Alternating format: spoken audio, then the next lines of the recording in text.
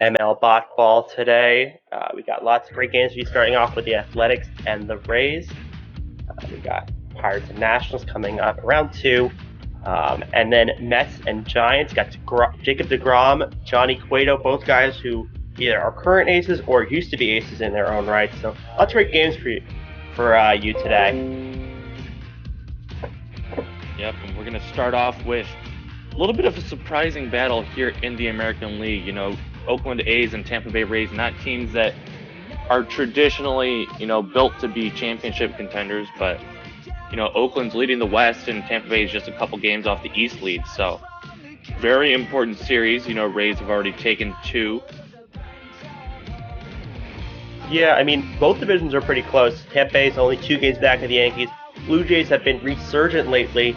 They've won, I know at one point they won 8 of 9. They've been very hot recently, so they're only a few games back. And then the West, Athletics have a lead, but you got 3 teams within 6 games. You got the Angels, you got the Rangers, and the Astros, who, if they can get it together, they're going to win a lot of games. I mean, Alvarez is having a great season, and if you can get some of that pitching together and you can that hitting together, a team, could close that gap in a snap. So Athletics having a great season so far, but big game for them here. You got your ace on the mound. You've lost the first 2 games of the series, so you want to take at least this game. Yeah, well, looks like we're taking a quick peek at the starting lineups for both teams, and which names really are jumping out for you for the Oakland Athletics? Well, you got a lot of guys who are cold, but who jumps out to me is Chris Davis, batting way above his usual average, hitting around 300, still hitting about the same amount of power. So he's having a great season, a big reason why the A's have been so good. But the A's haven't hit this series yet. They scored, I believe, 1 run over the 2 games. Only had 3 hits yesterday, got basically shut out by Yarbrough, only 3 hits. So they need to get the bats together, but Chris Davis is the key in their lineup. But they got a lot of guys who can hit on that team. And, of course, the home side in Tropicana, Tampa Bay Rays, and you can already see a lot of more fire emojis than the snowflakes. So, on a hot stretch of late, and who's really jumping out to you there? Well, I'm going to go with anyone a hitter. I think it's Glasnow. I mean, Glasnow, he's an interesting character. He's not putting as good numbers out as last season, but still very good numbers. But when you look at the Rays rotation, you got so many good pitchers. He's like the 3rd or 4th best starter on that staff. Good season, but only 4-4 on the year, and facing a really good guy in Fire. So he's going to have to pitch great. And you do see a lot of guys hot for the Rays, but maybe I'd say the best guy of all those is probably Willy Adames.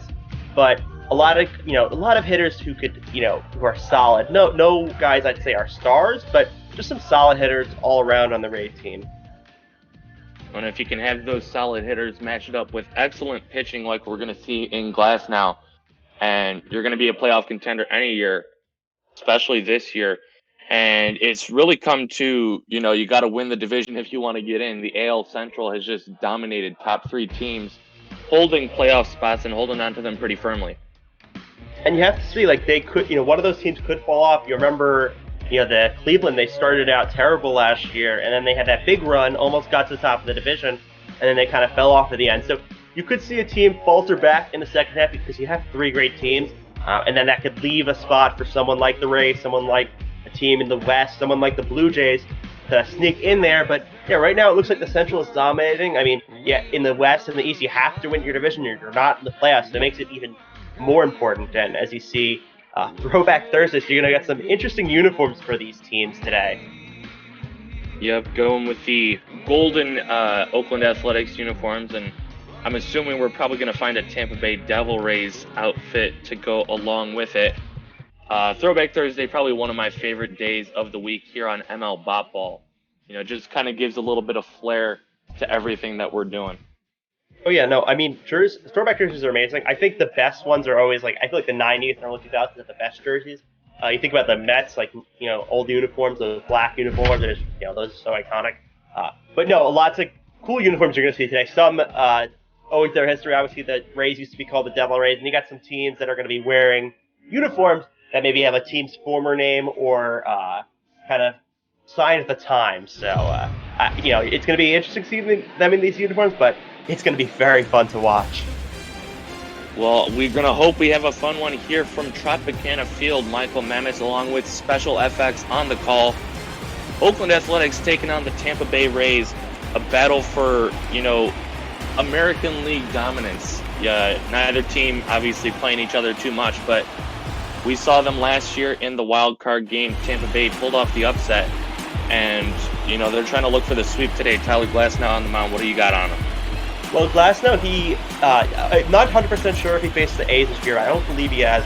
He hasn't faced them at all going into this year, so we don't know how he's going to do against this A's team, but Glasnow, a young pitcher, he's developing, and the Rays, made a great trade to get him, obviously, but, he's going to have a test today against these great Oakland lineup.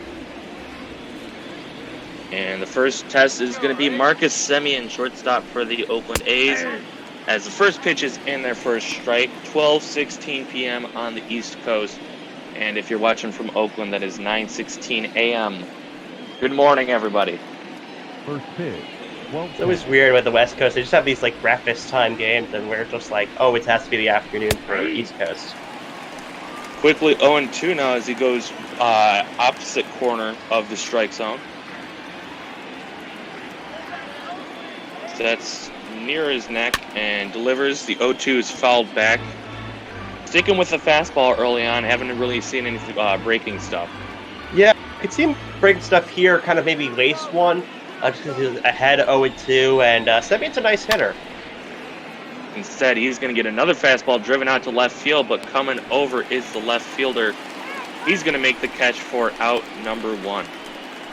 Almost the same exact pitch as that third pitch of the at-bat, but a little bit lower, so maybe Semien swung a little bit off it, which caused it to go up into the air instead of a line drive.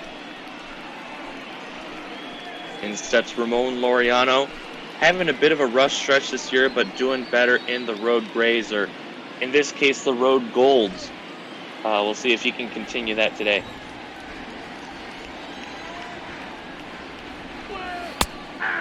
First pitch, breaking ball, first one of the game.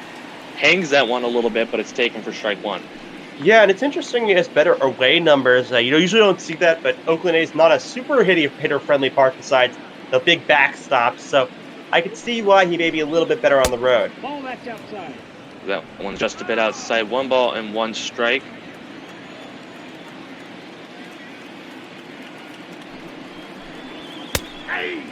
Check swing, but doesn't matter. Strike 2 called, and Glasnow is showing some early command of the strike zone. 1-2, gonna miss high, making me eat my words a little bit. Yeah, and Glasnow not, growing pretty fast this inning. Low pitch count so far, but got some big hitters coming up. So he wants to get Laureano out here. Swing and a miss, strike 3. Got him to chase that fastball inside, and 2 quick outs here for Glasnow. Batting third, the designated hitter, Chris. Fires it in there, and 2 inside for Laureano hit. Got in on his hands, and two quick outs for Glasnow. Well, and here's your man that you're keeping an eye out for, Chris Davis, just below 300 on the year. That one's tapped foul down the right side. Yeah, and the closest thing he's had to this average was first year. He played 50 games, he had a 279 average, I believe. But usually he's in the 240s, last year in the 220s, so abnormally high average for him this year. Oakland's definitely going to take it. That one's taken for strike 2. Big reason why they're on top of the division out there in the AL West and how they've been able to fend everyone else off. Yeah, no, that, and you got some surprise pitching. Fires just an outstanding season, unexpected. Tries to get him reaching on that slider, but too far outside. That's actually a changeup. Kind of lost the control on that one, but here's the 1-2. Flat foul, we'll do it again. And a kind of odd thing with Davis, he's not a very big player. When you look at him, you think of him as someone who would be more of a contact hitter, but he can crush the ball, so he got muscle somewhere.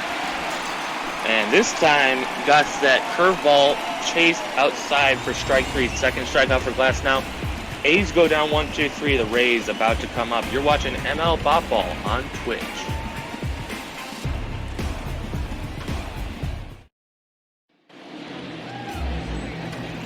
And And just as we were talking about Tyler Glasnow having a great season, we're also looking at a guy, Mike Fiers. What do you got with him? Well, Mike Fiers having a breakout season, not expected from him, but just, overall, just everything the A's have been looking for and more. He's been in the league for a while, and he's had some great games. He had that no hitter, but he had the no hitter, but no one expected him to be this good. And the A's hope he can continue this the entire season. As his first pitch misses low and in the dirt. And it's interesting. He had that half beard last year, but I guess he decided to go full beard this year. Maybe that's some kind of superstitious thing he's doing now. I mean, hey, if it's working, you might as well keep it like that. So he delivers the 1-0 just a bit low, and 2 pitches, not really missing by too much, but not getting any swings.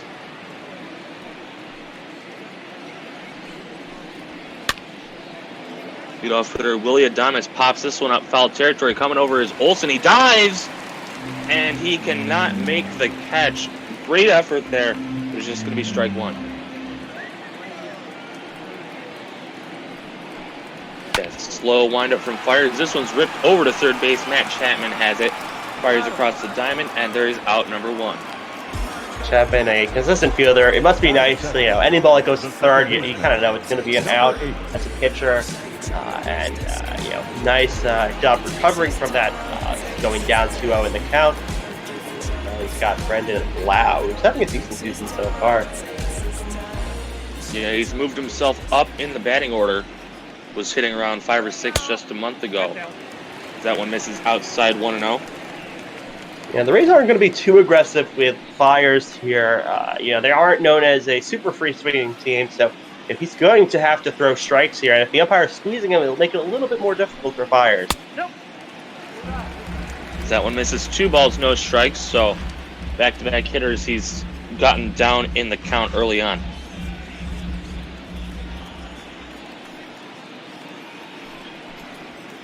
Ball. 2-0 pitch, getting a little bit squeezed out there, but 3 balls, no strikes. Austin Meadows, very dangerous bat, came along with Tyler Glasnow in that Chris Archer trade. He's waiting on deck. 3-0 in there for a strike. Got to throw one over. And Lau looked like he may have been going for that. Looks like they gave him the hit sign, but it was kind of low enough where he's like, I'll wait for something a little better, because if it was a little lower, that may have been called a ball. Got to be your pitch, your spot. 3-1. Called strike. He thought he had ball 4 and probably did, but inconsistent strike zone so far. And Lau, a little bit frustrated. If he strikes out here, you may see some words he has to the umpire. But it doesn't end up mattering. That one misses outside for ball 4, so 1-out walk for the Tampa Bay Rays, and that will bring up Austin Meadows.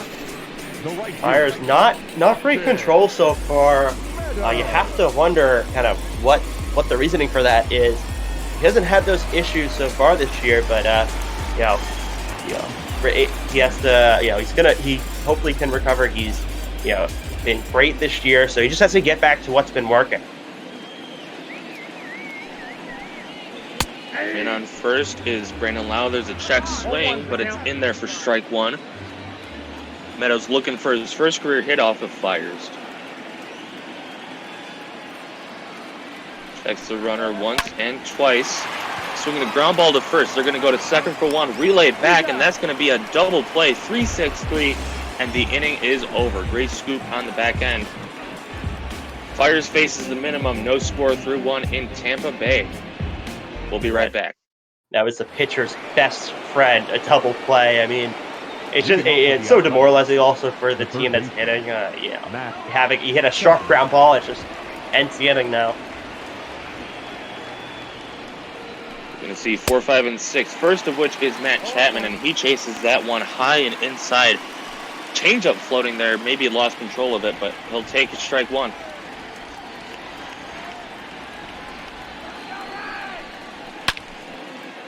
That one's driven out to right field with the overshift play, and that's going to get down for extra bases. One hop up against the wall. Chapman takes a run around first.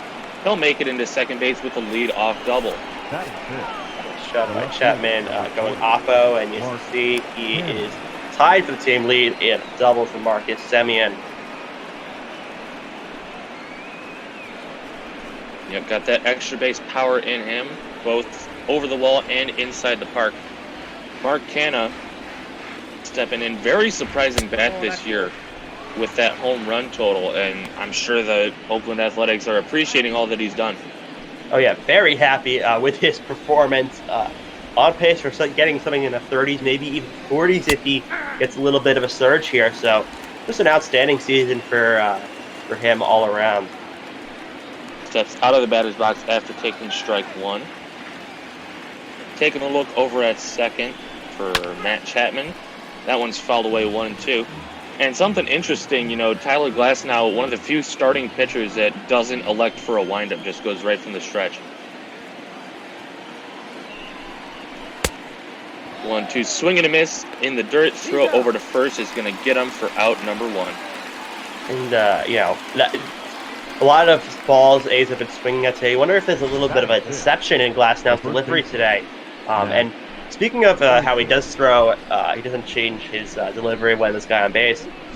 You wonder how that affects just the hitter and how they're seeing it, as well as the runner and how they're seeing it. But interesting tidbit about Glasnow for you there.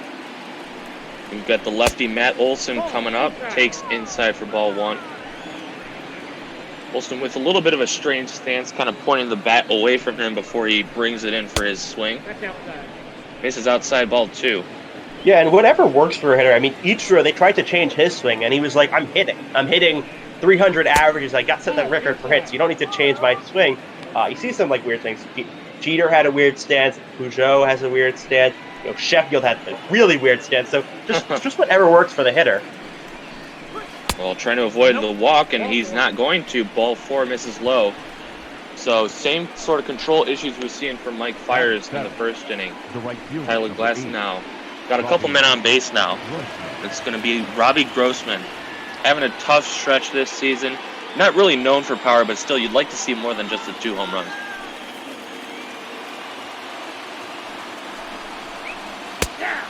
The first pitch grabs the inside corner, 0-1.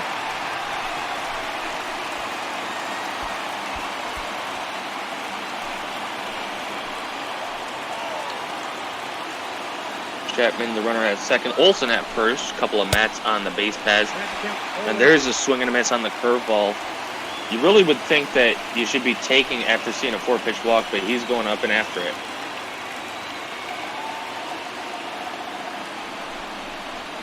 The 0-2 pitch swung on and flied out to left field. Coming over is the left fielder. He'll make the catch. There are 2 down now here in the second. Unproductive out for Grossman. Not only do you make an out, you don't advance the runners over. I guess it's better than a double play, but not a very productive at-bat there. Now you have to leave it up to the catcher for the A's.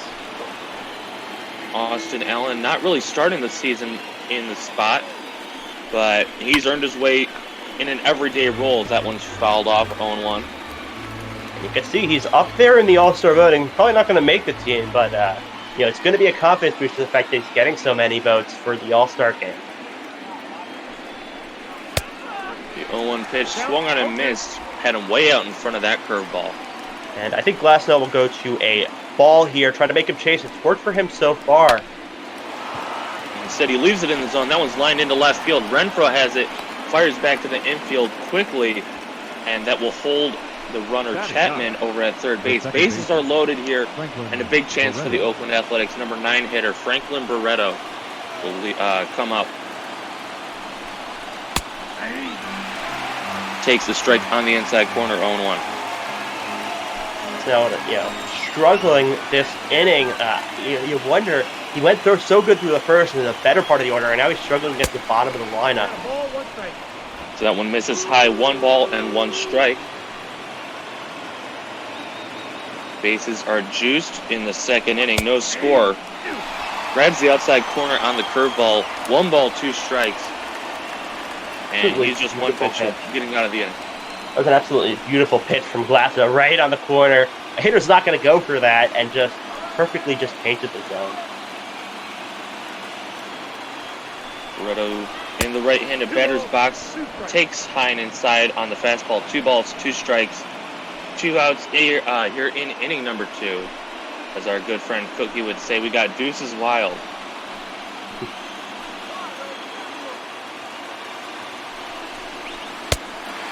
Two swing and a miss, strike 3. Got him chasing that fastball outside, and the Oakland Athletics leave the bases loaded. Headed to the bottom of the second here in Tampa Bay. No score. You're watching ML BotBall on Twitch. Glasgow fired up after that inning. Got out of a huge pickle. And now got Fires have struggled a little bit last the first inning, but did recover quickly against the middle of the Rays lineup. And he's going to have to face another dangerous hitter, Hunter Renfroe. Very polarizing numbers, lefty versus righty. And, it makes sense. Lefty, you can see the ball better coming out of the hand as a right-handed hitter. He takes strike 1. Yeah, but those numbers against right-handed pitchers have to get better, or else, when you get older, they may start platooning you. Rays aren't going to do that right now because Renfroe still has a lot of potential, but you got to improve those numbers against the righties. Strike 2 called at the top of the zone, quickly down in the count. Renfroe with the open stance closes it up. Swing and a miss, strike 3. Got him with that 2-seamer running in. First strikeout for Fires, 1 away. And that ball was a ball. Started out as ball, stayed a ball. You wonder what Renfroe was seeing there. Maybe he thought it was going to slide in or something like that, or the umpire was going to expand the strike zone because that ball was way inside. Sometimes you think that, you got to have a mindset where you're swinging and you're not going to change that. G-Man Choi, first baseman for these Devil Rays, takes strike 1. Overall, great season for Choi. They took a flyer on him, and he's just, he's been great this season. More than you'll expect from a guy who's basically been a journeyman around the league. Been a journeyman, but he's kind of found his home out here in Tampa Bay. Fires ready to deliver the 1-1 pitch. Misses inside, 2 balls, 1 strike. Choi being patient so far in this at-bat. We'll see if it pays off. The 2-1 swung on and missed. Looks like he pulled the string on him, but no, that was just a 2-seam fastball, a little bit slower. 2-2 right back up the middle and off of Fires. Picked up by Chapman. The throw onto first, not going to get him. So very unlucky for the Oakland Athletics. Hit off the pitcher, and we're going to have the catcher go out and take a look at it, make sure everything's okay. And you have to hope Fires is good. I mean, 2 of my 3 games so far, the starting pitcher has got hurt. So I'm hoping that doesn't happen here, but it looks like he's walking around, but he stays in the game. And also on that play, if it wasn't for the shift, that play gets probably made because Chapman would probably be in the right position to pick up that ball to get the pretty slow Choi. Instead, we're going to leave it to Yoshitomo Tsutsugo as we see Raymond the Ray getting everyone pumped up here in Tropicana. First pitch to the left-handed DH. Misses outside for ball 1.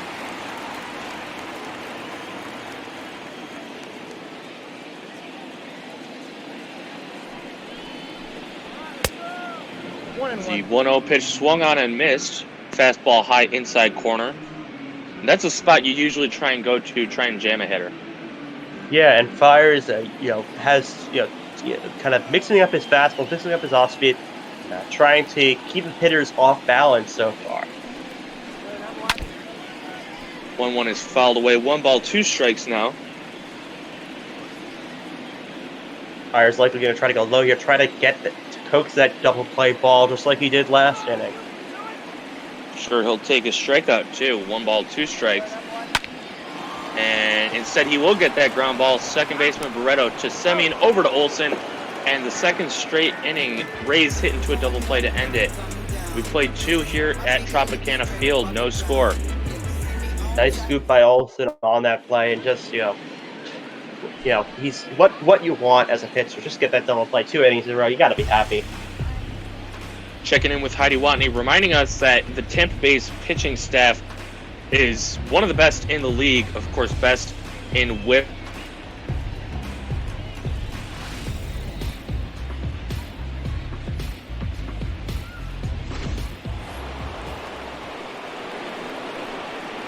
As he sees the ace coming up to bat, Marcus Semien top of the lineup.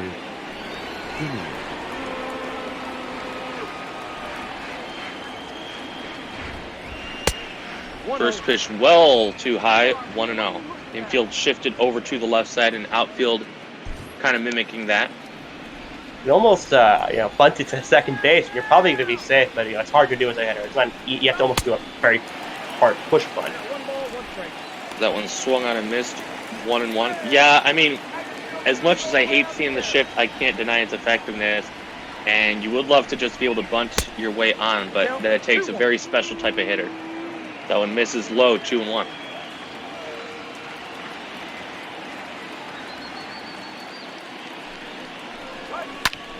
Base is empty, 2-1 is fouled away. 2 balls, 2 strikes.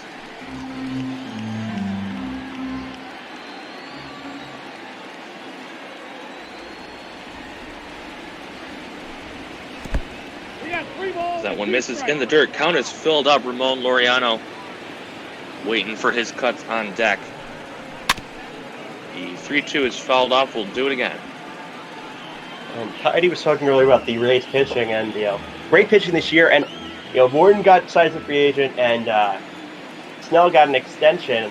But not a lot of hot. They're not investing a lot of money. It's paying off really well despite that.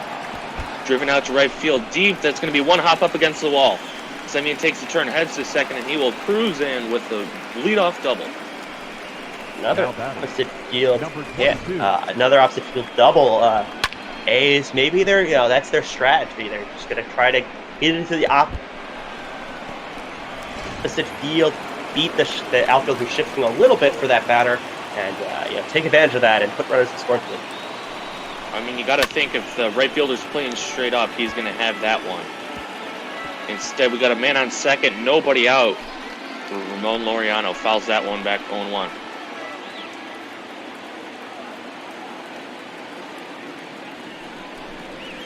Nope. The one misses high, 1 ball, 1 strike. And Laureano has a good chance to replace his teammate over at second base. One of the best doubles hitters on the team. Takes outside 2-1.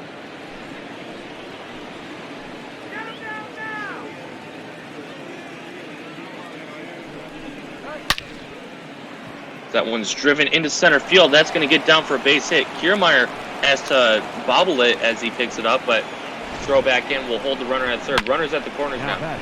I think Kiermaier has that arm, because after that bobble, usually runner's going to be going home, but Kiermaier, very strong arm, could fire it, one hop or not even any hops to the plate. But now you got middle of the lineup up, first and third. No outs. Not what Glasnow wants this inning. A bit of struggles. Left the bases loaded last inning. Now he's got a couple of runners on here in the third. And the big bat Chris Davis steps in, 1-1. Last thing you want is a pop-up or a strikeout for Davis here. Just make contact. Even a double play, not great, but at least you get a run in. Swung on and missed. Chase that one low, trying to do too much with it. Yeah, it's got to be defensive here. You just want to make some contact. Just get something going so you could get that runner from third in and take the lead for your team, because you got a great pitcher going, and you think he's not going to give up more than 2 runs this game. That one swung on and missed. Big strikeout right there. It's already number 5 on the game for Glasnow. Got him chasing. He's done a lot of balls to chase that went in the dirt. Similar to the second strike where Davis had to swing it one down low. So Glasnow fooling some of these ace hitters, and now you have another test in Matt Chapman. Not retired Chapman yet in the first at-bat. Pickoff throw over to first. Nothing's happening. And you have to wonder why the A's are not going to try to attempt a steal. You got a pretty fast runner on first in Laureano, but I guess you don't want to try to sacrifice that out and something go wrong. Especially when you got a line drive here, center field, caught by Kiermaier. They're going to tag and send the runner home. The throw is just a bit late, and it's 1-0 Oakland. Nice piece of hitting by Chapman there. Hitting it far enough where the runner's going to score. Even with Kiermaier's nice arm, you're probably not going to nab the runner there unless a perfect throw. So, just nice hitting by Chapman. You want to hit, obviously, if you're the ace, keep it rally going. But at least you get a special run off here, and you're not going to come out of this inning empty. It's always important to get the first run of the game. Let's see if they can add on to it. Mark Hanna. That first pitch just a bit low. And he's had some great breaking stuff today, but it hasn't always found the zone.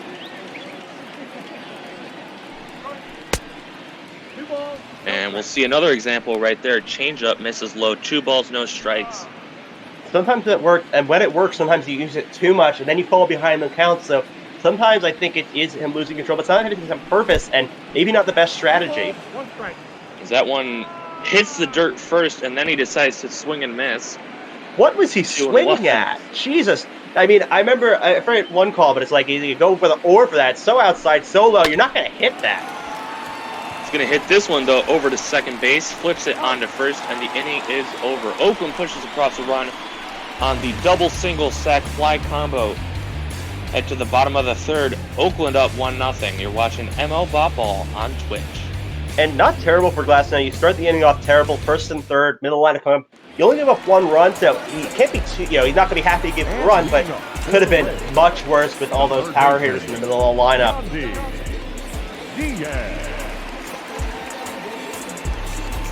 Whatever you can end up doing to help out your team, that's going to be greatly appreciated. Yandy Diaz stepping up to the dish.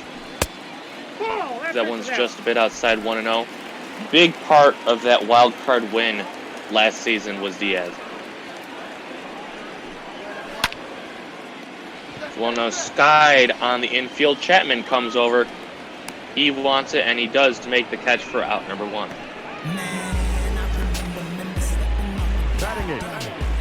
The Flyers working very efficiently, trying to claim the sole top spot of the AL wins lead this season, and if he can keep this league going, he's got a good chance for it. Already 10 wins this year, looking for number 11. And some surprising names up there. The only one I kind of expected up there is maybe Hyun-Jin Ryu. Maybe Plesac, because he did look really good his first year, but lots of surprising names up there. Not ones you expect to be top in wins, but although wins can be a little bit of a deceiving stat in baseball.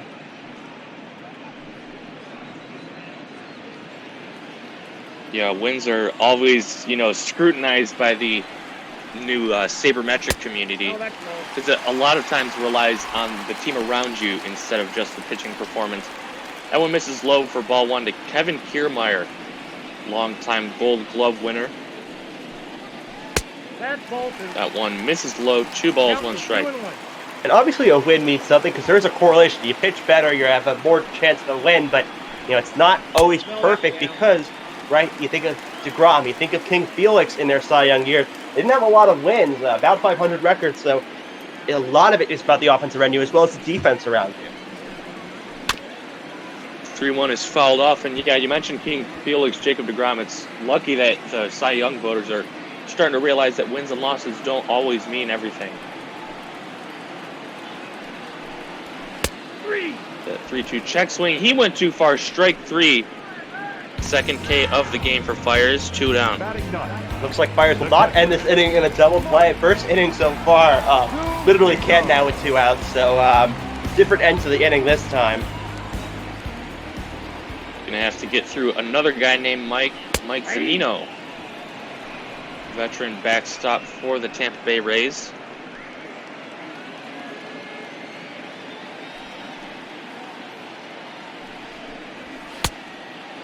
The one swung on and missed. Good looking fastball high in the zone, but couldn't do anything with it.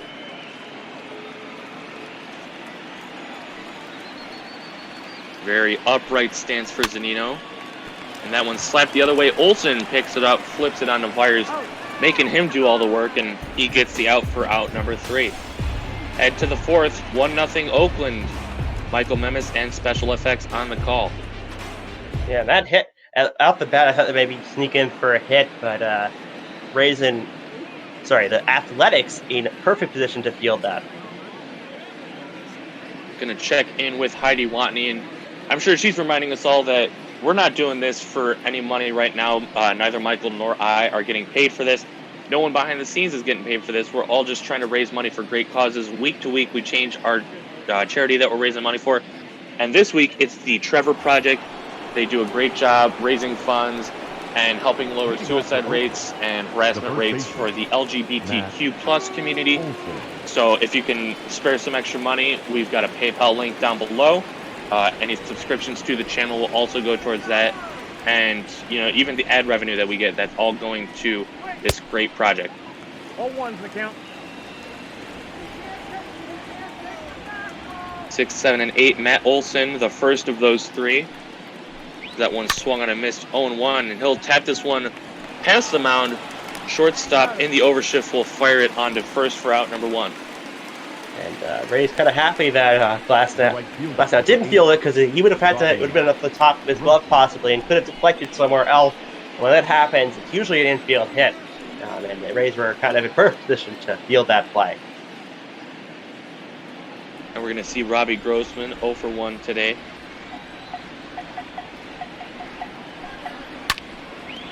This one's driven out to right field deep. This one's hooking. This one's going to go foul. And like I mentioned earlier, Grossman not known for the power, but he's got a little bit in there.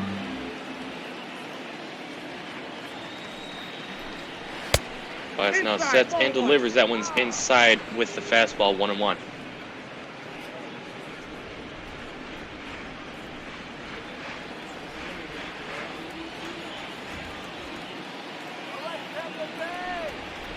Oriano in the left-handed batter's box, takes high, 2 balls, 1 strike. And, you know, Glasnow's pitch count isn't really too much of a worry just yet, but he's putting a lot of traffic on the base paths. Doesn't help that he's gone down 3-1 here.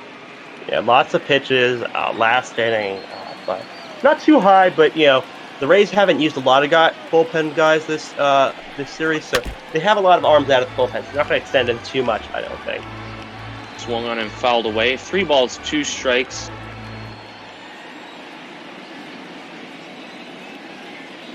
Got the number 8 hitter, Austin Allen, waiting to follow things up, and he'll do so with a man on base. It's a 1-out walk. Now batting, catcher, Austin Allen. Great job by Grossman in that at-bat to lay off some pitches and only swing at the good ones. Yeah, a lot of times when you're the bottom of the lineup, you may be more aggressive, but he's trusting the bottom of the lineup hitters to drive him in rather than being aggressive and trying to do it all himself. This guy's already 1 for 1 today. Trying to make it 2 for 2. Austin Allen fouls this one back. The 4th rounder a few years ago. The 0-1 is swung on and flied foul. If I can actually speak some words today, 0-2.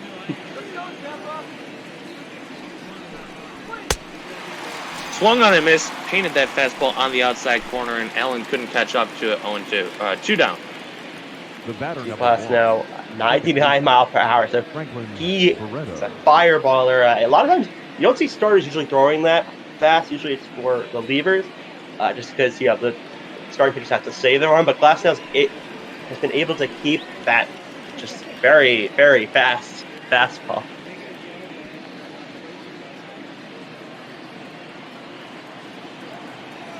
As in steps Franklin Barreto, second baseman. Takes at the top of the strike zone, 0-1. Venezuelan international. Spending his time in the big leagues now with the Oakland Athletics. And providing some solid defense, not too much offensive contribution. And you can see right there, he swings and misses at the slider. Haven't seen that too often today from Glasnow, usually using the curveball. They make a lot of international signings, but Barreto seems to be the exception. One of their international signings.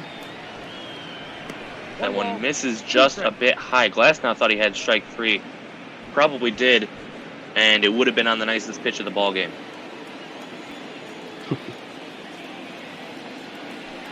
Instead, he's got at least one more pitch to go, and he will get that swing and miss. Strike 3 to end the inning. Head to the bottom of the 4th. 1-0 Oakland. Tampa Bay trying to get their bats going. You're watching ML BotBall on Twitch.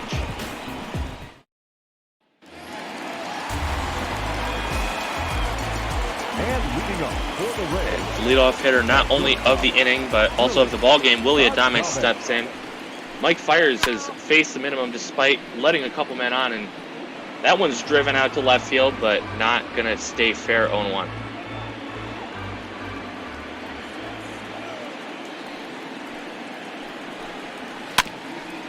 Slow windup and the foul ball, 0-2. Sticking with that fastball inside. And what are you looking for here for trying to get a strike 3? He just waits, kind of make him chase. He seems to have been ahead all game, but Adames didn't chase there.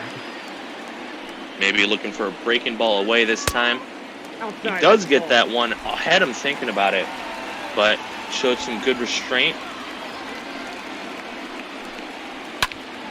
2 balls, 2 strikes. That one slapped foul. Still 2-2. And Adames had a pretty good game yesterday. Drove in a run, scored 2, and also stole a base. So coming off a pretty good game coming into today. Outside 3-2. Good job working the count back full. And you don't want to walk the leadoff hitter with the top lineup of the Rays up.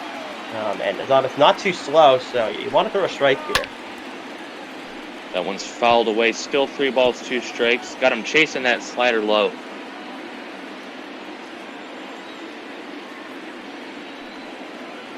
Just pitch number 43 for Fires. Gets the swing and a miss. Strike 3. Chase that slider for out number 1. And that pitch was not a strike, but just a good pitch, or close to a strike. But such a good pitch that's sinking and started as a strike. You got to swing there. If not, you may get flung up. The ball was close enough, but just a nice job by Fires getting that first out of the inning against a tough hitter. We'll see Brandon Lau, one of the 2 Rays to reach base today. He was, of course, erased on the double play after drawing a walk in the first inning.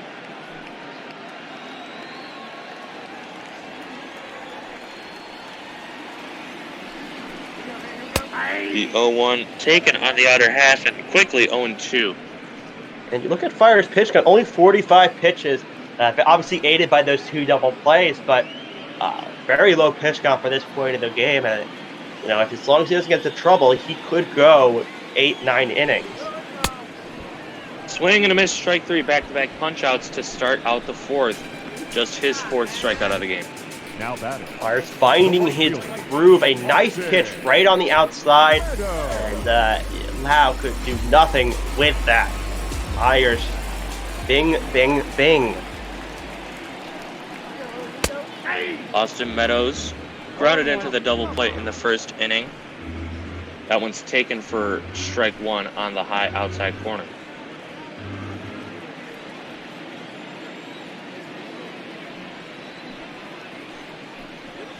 Here's the wind, and the 0-1 delivers that breaking ball just a bit low. Meadows, the home run leader for the Tampa Bay Rays, so if there's any chance at tying the ball game with 1 swing, this is your man. But not going to be that swing. Blows the fastball by him up and in, 1-2. And not a lot of home runs for a leader, but the Rays, they haven't been known as a team that's hit a lot of home runs. Meadows, but having a decent season in terms of hitting the long ball. This one's popped up foul territory. Chapman with a long run. He's not going to get there. You have to wonder if they didn't have that shift on, if he gets close to getting that. Question left unanswered. That one's slapped, and the overshift will end up working. Chapman fires it onto first, and the inning is over. Fires has yet to allow a run through 4 innings. Just the 1 hit as well. Oakland coming back up, and we'll be right back after this short break. An interesting thing with that shift, sometimes teams will have that shortstop play the position and third baseman play kind of a little over second, but A's trust Chapman and his great defense to play short during that shift, and nice play there. Marcus Semien scored the only run today. So we're going to see a couple of guys warming up in that Rays bullpen. Trevor Richards, the righty, Jalen Beeks, the lefty.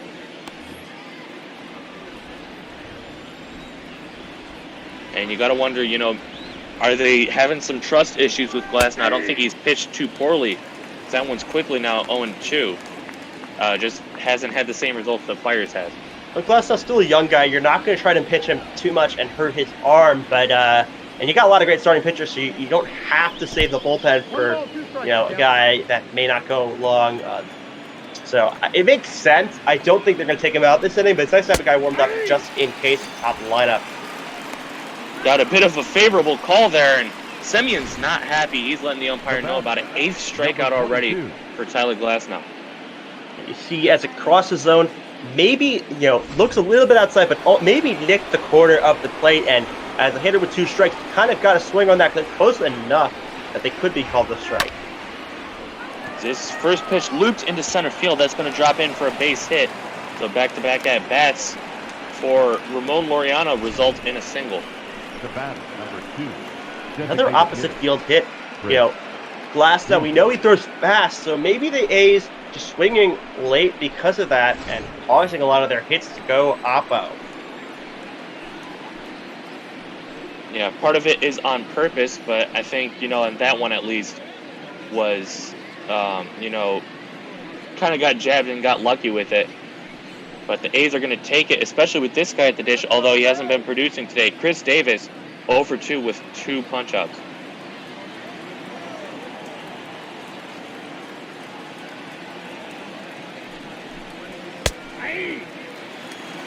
That one grabs the outside corner, 0-1. So we check on over at first base, gets back safely with a head first slide.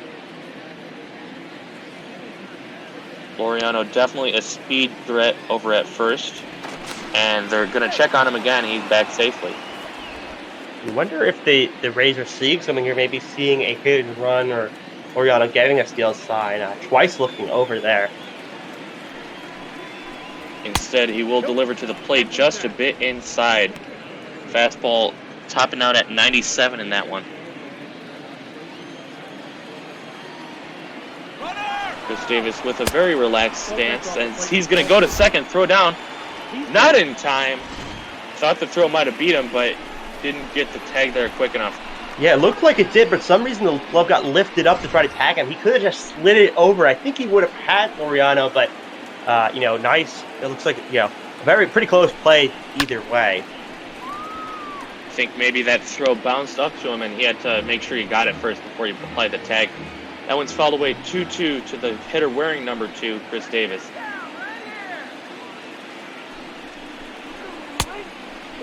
Misses low. The count is full. Matt Chapman waits on deck. Driven in the sole run today.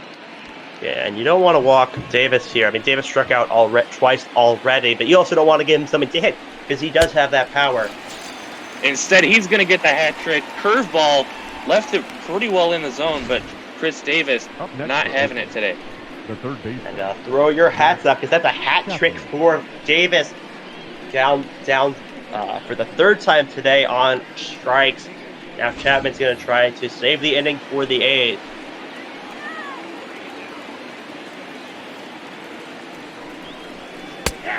One for one today, doubled and driven in a run via the sacrifice fly.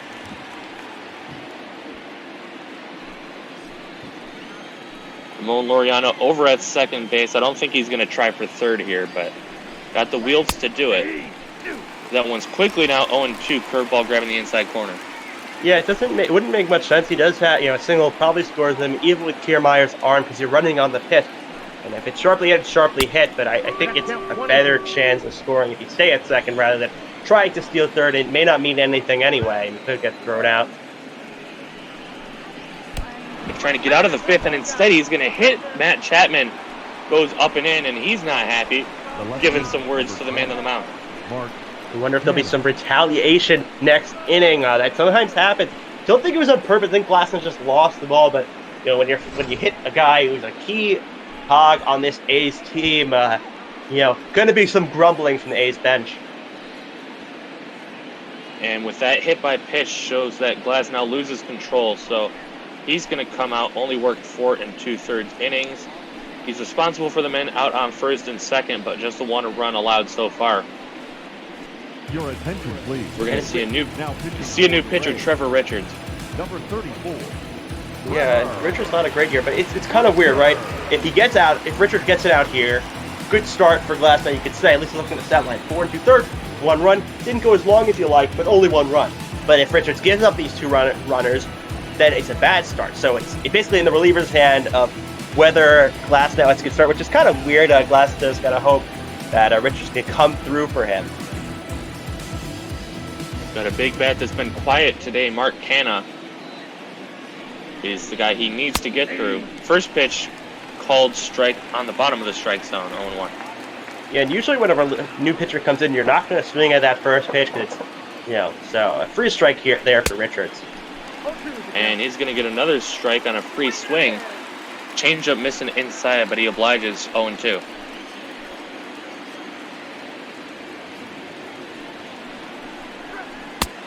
Count 0-2 pitch misses high. 1 ball and 2 strikes. Ramon Laureano standing at second. Matt Chapman over at first. Mark Canna, the man at the dish. 1-2 pitch just a bit high. 2 balls, 2 strikes. Not able to find that put away pitch just yet. Yeah, no, 2 pitches high. Canna didn't even try to offer it, so maybe he tries to go high, adjust in the strike zone, or maybe he goes low because he knows Canna will swing at that. Here is the 2-2. Misses outside from 0-2. Canna's battle back to 3 balls, 2 strikes. Both runners are going to be off on the pitch. Yeah, and open base at first, obviously, but you don't want to cause the bases to be loaded, especially when you're ahead 0-2. And pitcher runners running, and a single will definitely score a run here.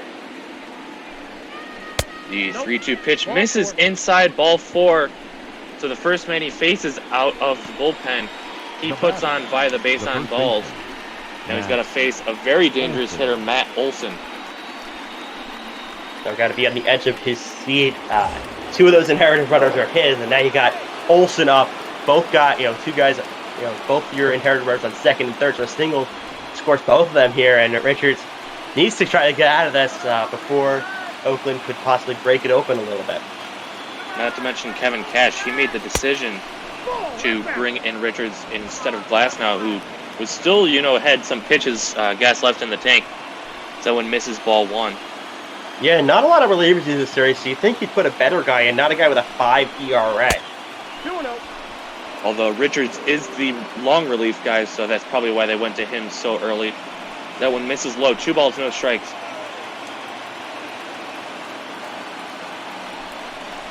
Bases loaded, 2 out. Second time we've said that today. That one misses. 3 balls, no strikes. You got to put this one right down the middle. And normally I'd say Olson, you give him the swing, but a walk drives in a run, so Olson, I think you just wait till there's a strike, maybe even 2 strikes, even think about swinging with the bat. Richards hasn't proven that he can throw one in the zone. And he's not going to. That's a bases loaded walk. 2-0 Oakland. Trevor Richards doing the opposite of providing relief.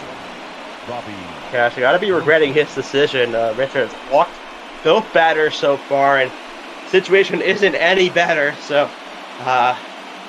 Richards, struggling immensely, and got bottom of the lineup. But got to throw strikes here, before this inning gets even more out of hand. Robbie Grossman has already walked today, 0 for 1. But he's got a great chance here in the 5th. 2-0, bases loaded with 2 outs. Ball 1 inside.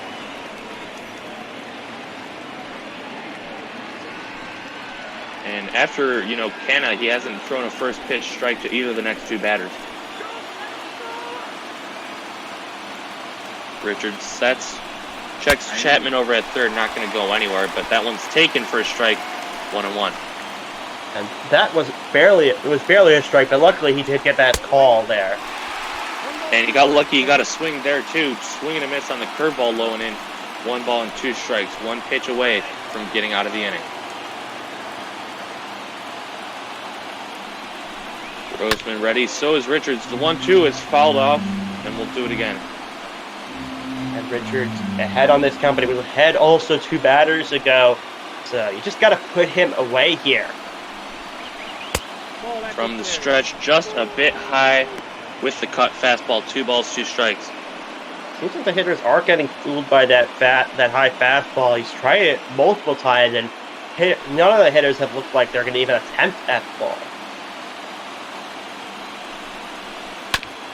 Richards ready, breaking ball, grounded up the middle, flips out on second, and that's going to be out number 3. So Trevor Richards comes in and ends up getting the job done, albeit after allowing few men to reach base and pushing across a run. Oakland doubles their lead. We're halfway home here at Tropicana Field. Tampa Bay coming up the bat. And Richards gets something, but not before giving up a run, and Oakland's happy to position their end. Rays just with one hit on the game, and that's not the recipe for success. Yeah, and you have to hope that you could build up Fire's pitch counts, and maybe they have to put in the bullpen. But A's bullpen is still pretty solid, but Rays haven't been able to hit Fire just all game. Struggling immensely. Maybe Fire. They have to hope Fire maybe loses something as the innings go on. Maybe long inning. Maybe he was sitting too long, and maybe he comes out a little bit rusty. But Fire's mowing down the Rays hitter so far. Pitching on fire. He's faced the minimum through 4 innings, albeit a couple of double plays did help him reach that point. Hunter Renfroe takes for strike 1.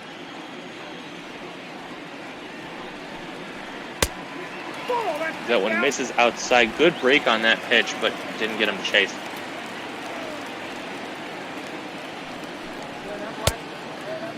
One swing and a miss. Strike 3. Blows that fastball right by him.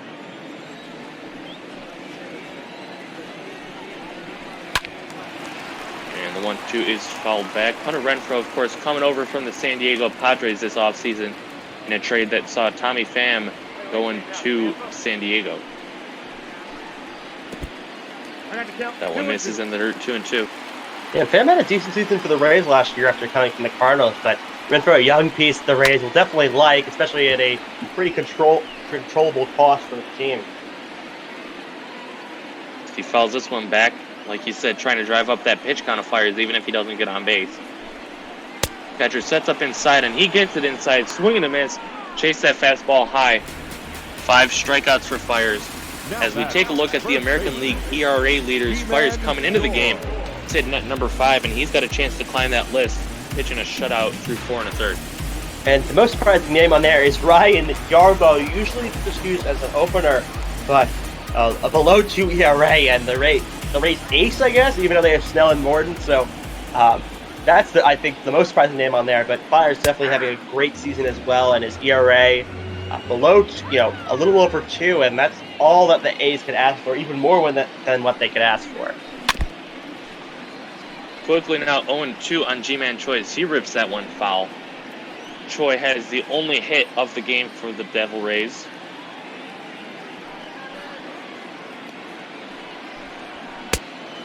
The 0-2 swung on and missed. Strike 3 back-to-back Ks here in the 5th, just like he did in the 4th. And we take a look now at the team ERA leaders. So Mike Fiers definitely helping out his team, claiming that top spot. Rays number 2. So that's why we're seeing quite a pitching battle today. Yeah, and you see also 3 teams in the AL Central there, 3, 4, and 5, and a big reason why those teams are doing so good is their pitching, which has been shaky usually, has really stepped up this year for those teams. And A's and Rays also great pitching, and kind of expected for the Rays, not as much for the A's with it's only their bullpen that's their main strength, not their starters, but their starters have been pretty good this year, especially Fiers and also Minaya. Yoshitomo Tsutsugo steps in, fouls that one off, 0-1.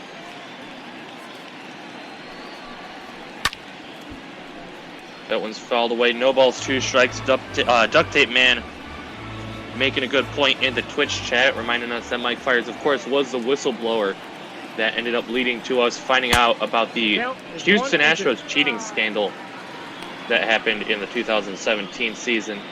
Yeah, and I remember joking about it, that it was like a weight off his chest. That's why he's doing so good. But I don't think that's the real reason. But it is a big weight off his chest, kind of getting rid of that big truth.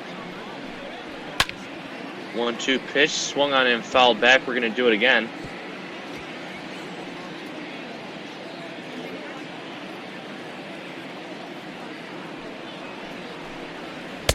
Winds and pitches inside, 2 balls, 2 strikes. Tsutsugo in his first year with the Rays, first year in the MLB. And I'd say he's adjusted pretty well, still got some potential to grow. No, kind of a surprising signing by the Rays, but pretty good season so far. That one misses low. It's going to fill the count up. The 3-2 pitch fouled away, driving that pitch count up this inning. Almost up to 70 pitches. He was in the 50s starting this inning. So, nice job by the Rays, at least working him a little bit. Before we can get to 70, here's pitch number 69. Brought to you by Childish Humor. That one's fouled away. Still 3 balls, 2 strikes.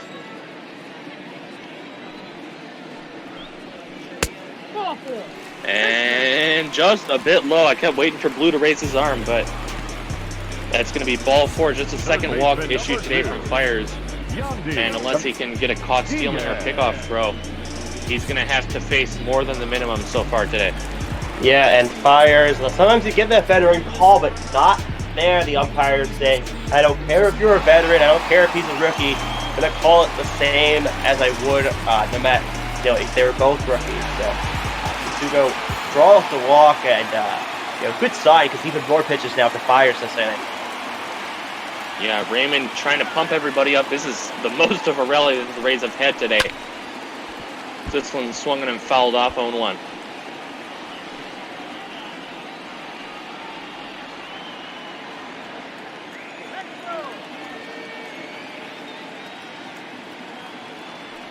Yandy Diaz at the dish, takes inside 1 ball, 1 strike. Like I mentioned, big reason why he was able to propel his teammates over the Oakland Athletics in the wild card game last year. That one's fouled back 1-2. You always wonder when you have these rematches of those team playoff games if there is some extra incentive for these teams.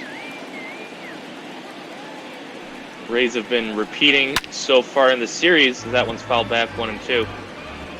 But Oakland, doing a great job today trying to get the closer of the series.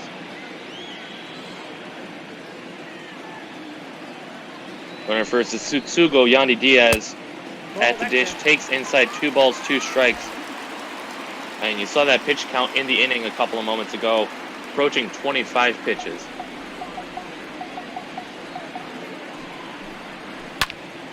The 2-2 pitch swung on and fouled away. Rays not going down easily.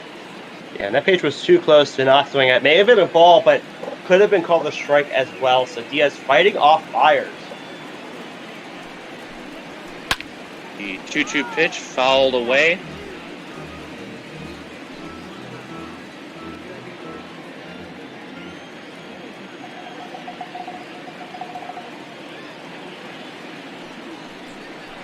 Fires sets and delivers inside 3 balls, 2 strikes. That's going to loosen up Tsutsugo over from first base. Kevin Kiermaier, not known for the bat, but he can deliver, waits on deck. Fires got to be frustrated so far. Just taking longer than he expected. Rays hitter's proven to be very pesky, and this one's driven up the gap in left center field. That's going to get all the way to the wall. Rounding third and heading home is Tsutsugo. The throw is cut off, no relay, and I almost called them the Diamondbacks, I don't know why. The Tampa Bay Rays have cut this deficit in half. Yandy Diaz with an RBI double. Diaz just driving in the gap, and I think Tsutsugo is running. I don't think if he's running, or it ends up being a close like it's Tsutsugo, not a too fast guy, but if he's running, easily gets in there, and the Rays cut that deficit to 1. You just wonder if they didn't put Richards in last inning, it would be a tie game, possibly a tie game right now. Well, game could be tied back up. Kevin Kiermaier stands in, takes strike 1. Kiermaier, another big playoff home run for these Rays last season. Up against the Houston Astros here at home, trying to stave off elimination, and they did up until game 5. Fires checks Diaz at second, and that one is just a bit high, 1-1. Fires looking disgusted. He should be out of this inning multiple times over. And Kiermaier, not known for his power, but does have a lot of, pretty fast, and he got great defense. So that's kind of what he's known for, but he can put the pop to the ball every once in a while. Fouled away, 1 ball, 2 strikes. And like you mentioned, pitch count coming into the inning was in the 50s. Now he's at 82, about to reach number 83.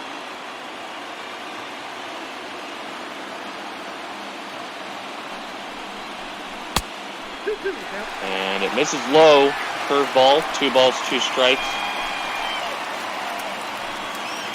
If he loses Kiermaier here, if they start warming someone up, I think you keep Fires in until the second run scores, but not encouraging signs by him, at least at the end of the inning. 2-2 driven the left side. That one is a fair ball into left field corner. Rounding third, heading home is Diaz. He'll make it. The throw into second base is in time to get Kiermaier. Strong throw out in left field by Mark Canna. But the Tampa Bay Rays able to tie it up with a couple of 2-out doubles. We've played 5 here at Tropicana Field, 2-2 here on ML BotBall. Now it just becomes a bullpen game. I don't think Fire's going to be out there for maybe he'll be out there 1 or 2 more innings, but it can become a bullpen game soon, and both teams have pretty good bullpens, so we can see this game remaining 2-2 for a while with just these, some great relievers, but Richard's still in there for the Rays. So Glasnow not going to get credit for the win or the loss, just a no decision. As we're going to see Austin Allen, Franklin Barreto, and the top of the order, Marcus Semien, stepping in this inning. 1-1.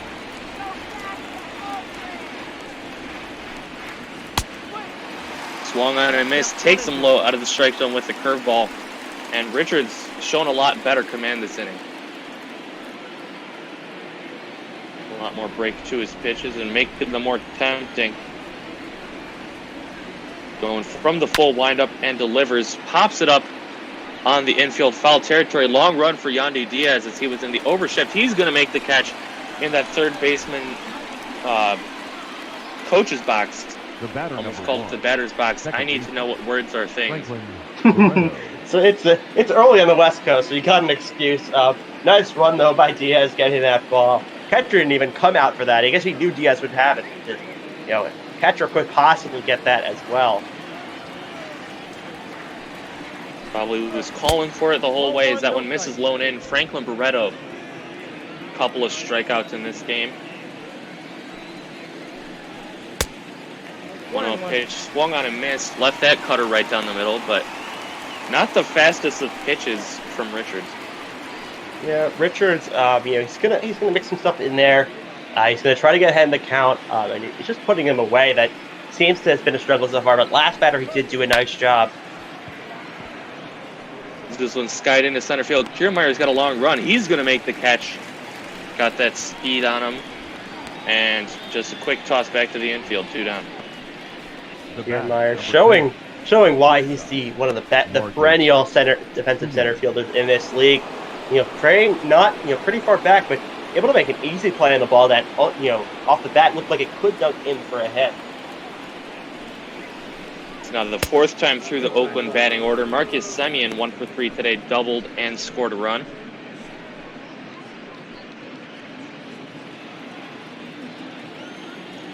He's going to face Trevor Richards for the first time today.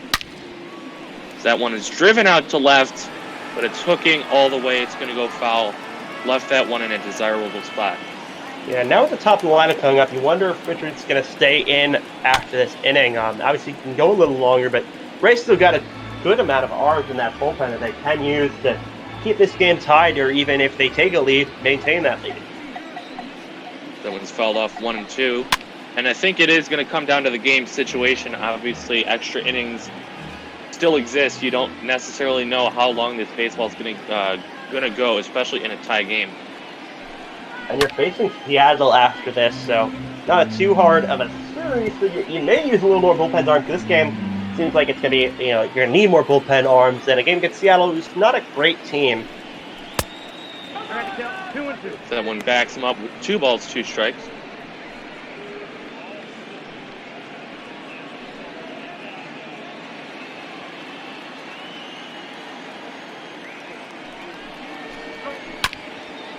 That one swung on and fouled back. Still 2 balls, 2 strikes in a 2-2 ball game. I mean, he's gonna get his hacks and another one there. A very pesky batter this inning. First 2 went down fairly quickly, but Semien showing why he's in the top of the order for a reason. Takes ball 3, 3 and 2. And Richards has already walked a couple in this game. Don't want to extend the inning any further. The 3-2 is line drive down the right field line. That is a foul ball over towards that Rays bullpen. Had extra bases written all over it. Yeah, you want to throw a strike, but not there. Right down the middle. Instead, painted on the corner. Strike 3 called. First K for Richards ends his half of the 6th. As Marcus Semien having some words with the umpire. Head to the bottom of the 6th. Tampa Bay tied with Oakland 2-2. Absolutely beautiful pitch by Richards. I could say possibly his best of the day. Just caught Semien frozen on that at bat. It looks like Fire is going to stay in the ball game, probably just for this inning. We see Paul Blackburn, Chris Bassett warming up. See how long of a leash that is kept on Fire's. You think if there's a few base runners, they probably pull him from this game. That one's left right down the middle, swung on and missed. 0-2. And yeah, I would agree. I'd probably say if he gets a runner into scoring position, that's when you take him out. 0-2 misses high 1-2.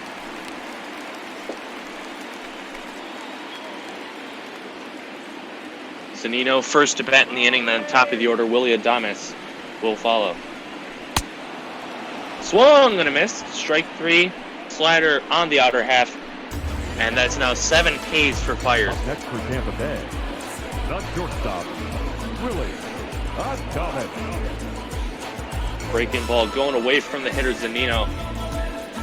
And he just couldn't do anything with it. Tried to pull it off the outer half. Not going to do any success with that. Willie Adames now leading off. 0-2 with a strikeout and a ground out. Takes ball 1. And it's been, top lineup hasn't performed that well for the Rays. It's been more kind of middle to end. So, the top lineup has to pick it up a little bit, but they've been struggling.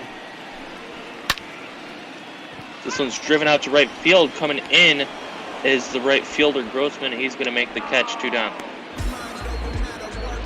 Quick, next inning for Fire so far. Recovering from last inning, doesn't look like he's having any of those struggles, but he did look good last inning until they got to those 2 outs, and then, the wheels fell off a little bit. So, key batter here, Brendan Lau. Both of those runs coming with 2 outs. That one's taken for strike 1.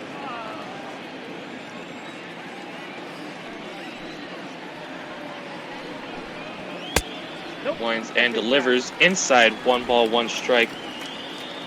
Brandon Lau, another guy who's been very quiet today. 1 ball. And he swings and misses, pitched low out of the zone. Fastball, really. I thought that would have been a breaking ball, because usually you don't see guys going after fastballs that low. This one's skied out to left center field, well hit. Going back is Canna. He's got room. He's going to make the catch, and the inning is over. Rays go down 1-2-3. We're going to see 2, 3, and 4, Laureano, Davis, and Chapman for the Oakland Athletics as we head to the 7th. Great inning by Fires. You could see him possibly going another, at least I'm starting him in the next inning. It's a pretty quick inning. And you said with that fastball earlier, he's had, his 2-seam and even his 4-seam punch, a little bit of a sink to it, and it's kind of fooled the batters, at least when he's been effective this game. Laureano stepping in 2 for 3 today with a couple of base knocks and a stolen base to boot.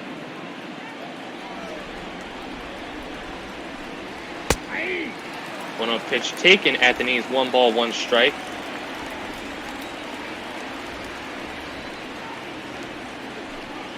Richards working very quickly, taking strike 2 on the high inside corner. A little surprised. 3rd inning of work. A little surprised he's still out there. You said 3rd inning work. A little surprised he's still out there, but you think if he probably gets into trouble, they probably pull him. He did pitch a nice job. He did do a nice job last inning. Yep, like I mentioned, he is their long relief guy, so they're going to try and get him to eat up some innings. That one misses low, 3 balls, 2 strikes. Chris Davis, very dangerous on deck.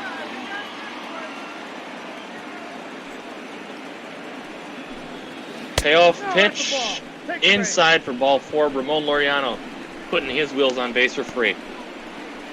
Almost snuck in there on the inside corner. I don't think Richard is happy with that. Not a bad pitch for 3-2. Hitter's not going to swing at that, but it did almost sneak in. Now Davis 0 for 3, 3 strikeouts. You wonder if he's going to have a different approach here, just to avoid striking out, kind of getting in his own head. Probably just going for a more simpler approach. This first one just a bit outside 1-0. Richards is not happy, and as we have a little bit of time, I want to remind you guys to check us out. We've got our social media links posted at the bottom. Of course, MLBotBall.com is where we facilitate a lot of this through, as well as our Discord.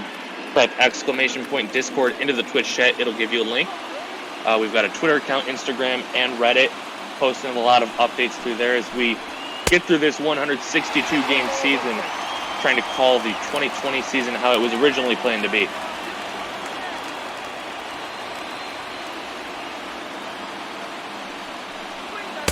1-1 pitch to Chris Davis, beautiful on the low outside corner, 1-2. It's kind of almost weird seeing fans because you know it's not going to. If it's going to be anything, it's going to be less than even half capacity for these teams. So it's kind of weird with the season we're doing. It's going to be a little different, but it's been great so far. Swung on and missed. Chris Davis with a golden sombrero to match his golden uniform today. 1 away. He's probably going to get another at bat in this game, so he may have a chance for 5. And you don't want 5. I don't remember what the record is, but 5's got to be up there. There's a pickoff throw over to first. And I do believe, at least in a 9-inning game, that the record for strikeouts in a game is 5. That one's called strike on the outer half, 0-1.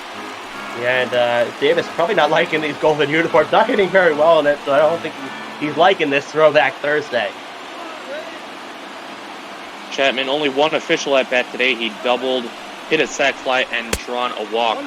That one misses low, he was hit by a pitch. That's what sent Glasnow out of the game. It's now 1-1. Misses high, go down to second. Throw is in time to get him, and that's how we get up and stretch in the ball game. Excuse me, no, that's 2 outs. I need to keep track of it. Just kind of odd. I don't know if they were going for a hit and run there because he got the middle of the lineup up, right? They got a guy in first, and not a great lead either way. So kind of an odd decision to steal there. That one misses low, ball 3, so they might end up getting a guy on first anyway. Mark Canna waiting on deck. That one's driven out to right field through the shift, and that's going to be a base hit. The left fielder, number 10. And now you got to wonder what could have happened if Ramon Laureano wasn't off for second. Instead of 2 outs, 1 on, you could have had 1 out, 2 on. Yeah, possibly get a guy third. Obviously, if he steals the base, he may score on that. But still, it seems like an unnecessary risk because it would be 1 out now instead of 2 and the guy on first. You wonder how long they're going to keep Richardson there. Another hit probably knocks him out of the game. Likely is going to be the last batter for him, Mark Canna. Got a little bit squeezed there, 1-0. Already 50 pitches out of the bullpen. This is usually around his limit. This one slapped over to first. Choi with a great pick. He's going to take it to the bag. And this time we are actually going to get up and stretch. 7th inning stretch time here at Tampa Bay. We've got a good one for you, 2-2, with the Rays coming out to bat.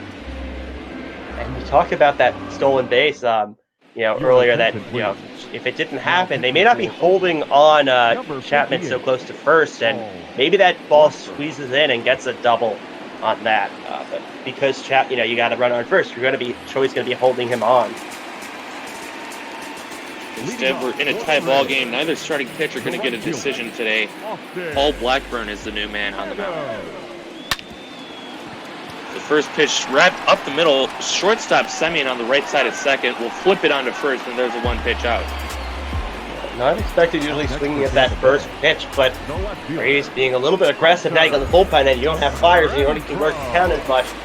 Maybe be a little bit more free swinging with the relievers for Oakland now in the game. Wind up first pitch, misses low and away, 1 ball, no strike.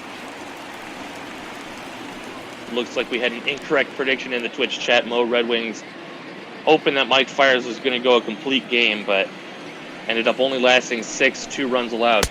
And of course, we'll get the no decision. 2 balls, no strikes now. It's a Hunter Renfroe, a couple of strikeouts on the game. That one's left down the middle, slapped over to first. Olsen flips it on the run, and Foot race to the bag, won by the pitcher. Blackburn, 2 away. The first baseman. Nice show by Blackburn, getting off the mound right away. Obviously, you're not going to be able to get back to first. If you're the first baseman, not going to be able to get back to first. So just a nice play all around, and a longer throw than usual the first baseman has, but just a nice play for the A's. Last chance in the 7th going to be G-Man Choi, holding steady in that batter's box despite that slider nearly hitting him 1-0.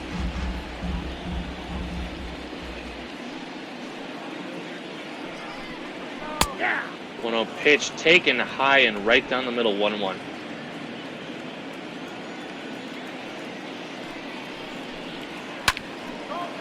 One pitch slapped down the left field line, going to go to the A's bullpen. 1 ball, 2 strikes. We're not the prototypical fireball reliever, just mixing some stuff in there, placing the ball and working good so far. Slaps it on the ground, or it's going to be bobbled out there by Barreto, and that's going to allow Choi to make it. So an error on the second baseman, E4 in your scorecards, and the Rays will extend this inning. And no excuse there. I mean, you don't got a fast runner on first. Looks like going to first. Looks like a little bit of a glitch there, but either way, an error for the A's. So Yoshitomo Tsutsugo got that rally started in the 5th with just a simple 2-out walk. Will step in. First pitch, check swing, strike 1 called.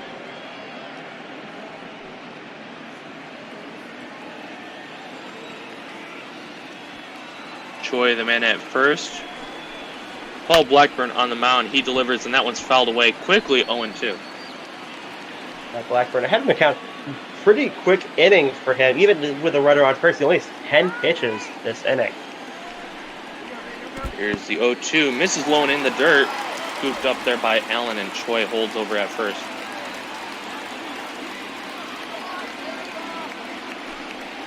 Blackburn ready with the belt. Another pitch in the dirt, but a good block again by Allen. Trying to get him fishing low. Choi's not going to be running on those unless it's going to go away to the backstop. Choi's not a very fast player, so not going to get like a simple ball that goes a little bit away that he's going to go on. Especially not with 2 outs. There's a slapper on the ground at first. Olsen takes a minute to collect himself, then takes it to the bag for out number 3.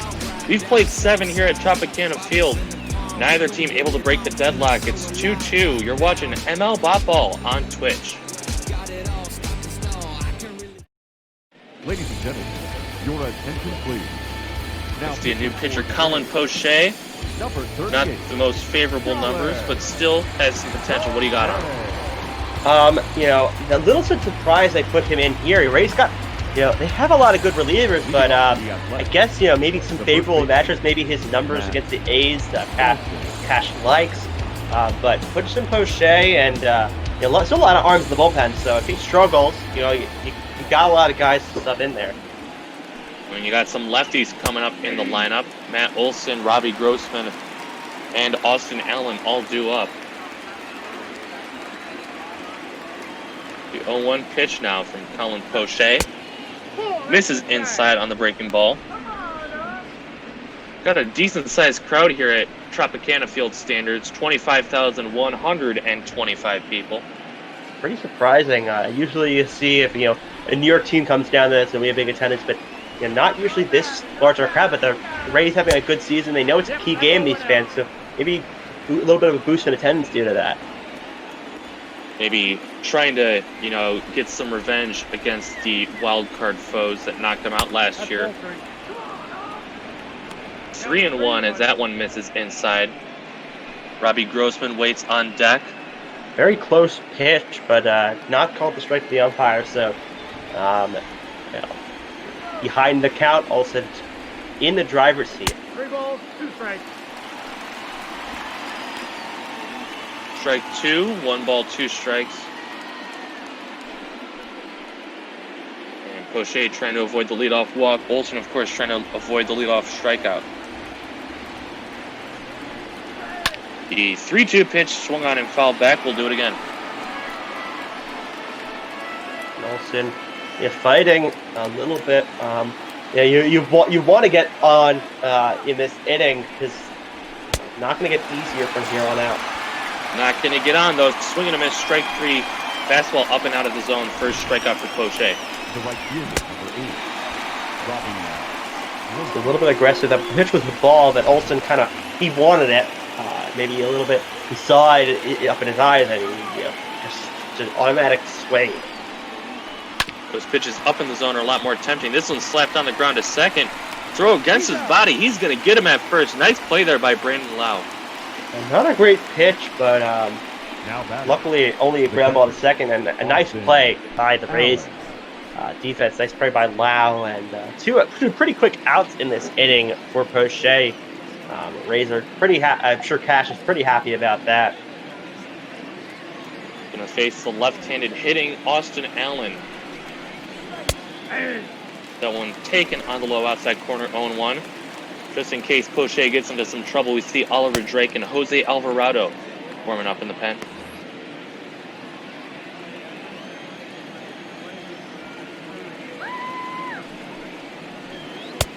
Well outside, 1 ball, 1 strike. And it's kind of interesting, early on in baseball's history, we've seen the bullpen on the field of play, but they've slowly started to move it beyond the field of play, beyond the walls. That one swung and a miss, 1-2. These two teams, probably the only ones left that still have bullpens on the field. We're going to get a swing and a miss, strike 3, takes that curveball out of the zone. 2 punch outs for Poche, and the inning is over. Heading to the bottom of the 8th, deadlocked at 2. Don't change the channel. You're watching ML BotBall on Twitch. This game to be low scoring with this pitching matchup, and possible football. I see in the chat the Mets signed Green to the deal. I'm not sure which Green that is. Have to do some research. There's a few Greens in the league, but Mets signed someone apparently. That first one misses low, 1 ball and no strikes. Yusmeiro Petit and Jake Diekman both warming up in the A's bullpen. We see Paul Blackburn getting his 2nd inning of work.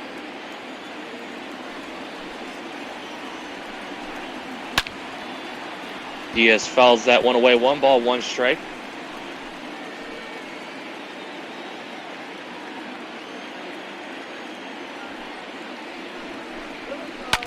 1-1 pitch, swinging a line drive into left field. That's going to be cut off at short by Semien. Jump throw, got him! I thought that ball was past him into left field, but Marcus Semien is a vacuum cleaner out there at shortstop, and he deserves a gold glove for that play. Yeah, I mean, that Jeter jump throw, it's become casual now among shortstops. They're so impressed with Jeter did, but now, it seems like every shortstop can do it, and it's a really nice play by Semien, just getting the runner right before he hit first. We're going to see a pinch hitter now, Jose Ramirez, taken for strike 1. And Jose had 2 RBIs yesterday, 1 home run, so the Rays didn't see him today, but putting him here in a big spot. 1 pitch taken, strike 2, no balls, 2 strikes. Martinez interestedly coming into pinch hit for the center fielder, so you wonder if they're going to do any shuffling around in the outfielder, if they're going to let him take the number 8 spot defensively. Yeah, and a big sacrifice defensively. I mean, Kiermaier is so good. I don't believe Martinez could play center, so there's probably going to be some shifting around. It's line drive into center field. There's a dive. He's not going to get it, and that's going to be a 1-out single for Martinez.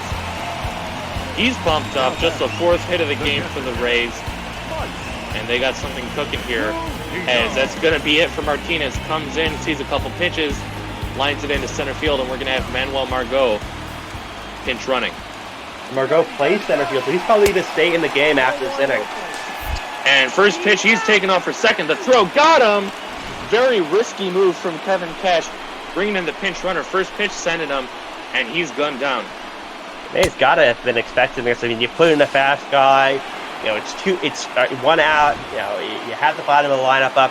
You're going to try to get that free base. Didn't work there, obviously. And 1 taken on the outer half, 1 ball, 1 strike. So if the Rays want to rally in this inning, they're going to have to start all over from scratch. That one swung and a missed, 1-2 now to Mike Zunino.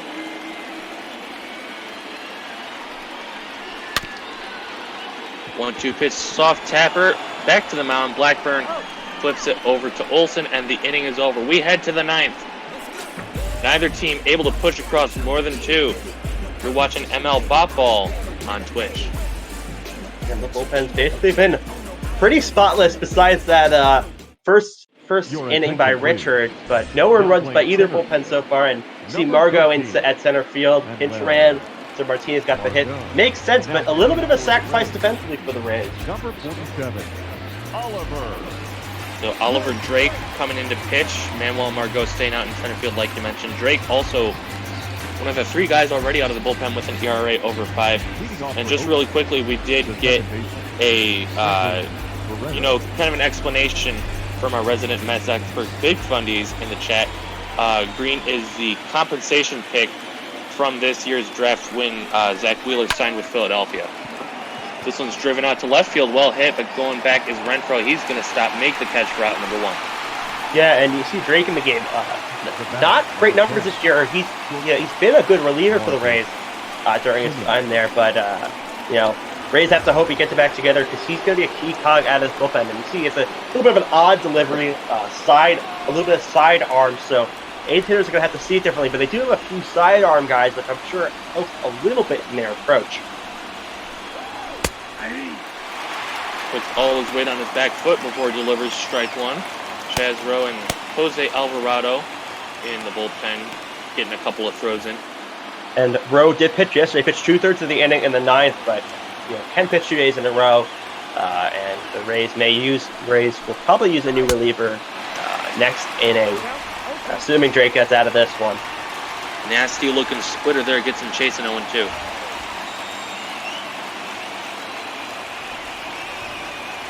Sets in a crouch at the belt and delivers fouled away. No balls, 2 strikes.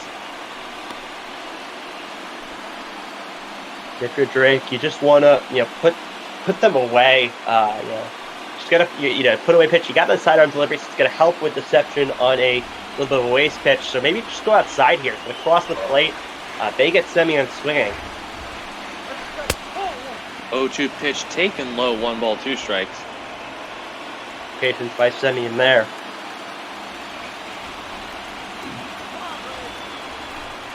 Semien with a little bit of a knee bend in his stance. That one misses in the dirt, gets by Zunino.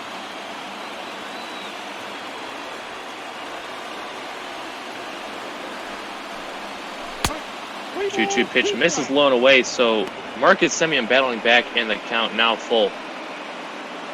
And Laurie with Laureano on deck. You don't want to walk Semien here, but you don't want to give Semien something to hit either, because Semien can drive the ball into the gap for a double if you leave it hanging.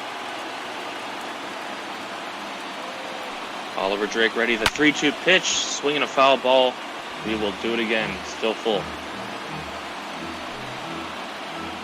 Nice job working Drake here after being down the 2 strikes. 3-2 once again. Soft tapper back to the mound. Drake. Nice and easy flip over to first. 2 down. And number 22. interesting thing with Drake, right? He throws sidearms, so you're never gonna have to worry about him throwing it like he pitches it in terms of a ball, fielded ball, because you're never gonna throw it sidearm. Just an interesting thing, just with Drake. 2 for 3 today with a couple of singles and a walk. Ramon Laureano. 1 for 2 in stolen base attempts today. First pitch from Drake. Swinging a tapper up the middle, going over is the shortstop. Adames throws across his body to get him for out number 3, and the side is retired. Rays can walk it off with just a run. Adames, Lau, and Meadows, top of the order coming up. You're watching ML BotBall on Twitch. Another close game. I've been privileged to see a lot of close ones in the few games I've done. Had an extras game, and this one down to the wire, as you see Liam Hendricks, the A's closer, coming into the game. A little bit surprising is he could possibly have a safe situation later if it does go to extra innings, but A's want to make sure that they can prevent that, so why not go to your best pitcher, Hendricks, against Willie Adames, 0 for 3 today. 0-1. Yeah, it's a big strategy thing of whether to bring in your closer. The Orioles got criticized when Britton didn't come in that wild card game and never pitched, and they ended up getting walked off on. So it misses high. 1 ball, 1 strike. And really quickly, while we got a little bit of break, just want to remind you guys that while we do have some professional broadcasters here on ML BotBall, not all of us know what we're doing here in the booth. So we want you guys to give us all your feedback, good, bad, or ugly. So there's a link down below on the Twitch stream, or if you type in !broadcaster feedback, no spaces, that will give you a link to a survey that we've got.